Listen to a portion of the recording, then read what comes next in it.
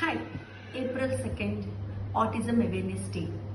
ఈ autism awareness day 2008 April 2న ఐక్యరాజ్య సమితి జనరల్ అసెంబ్లీలో ఏకగ్రీవంగా ప్రకటించడం జరిగింది.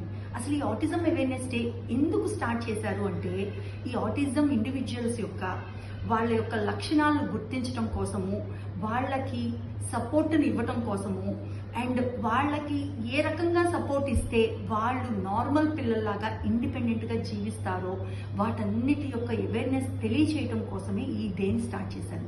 సో మన చుట్టుపక్కల మన పిల్లలు ఎవరిలో అన్నా సరే ఆటిజం లక్షణాలు కానీ లేదంటే కనుక ఆటిజంతో బాధపడుతుంటే వాళ్ళకి సరైన అవగాహనను పెంచి వాళ్ళకి సరైన ట్రీట్మెంట్స్ ఇచ్చినట్టయితే వాళ్ళు కూడా ఈ సమాజానికి చాలా మంచి సిటిజన్స్గా ముందుకొస్తారు.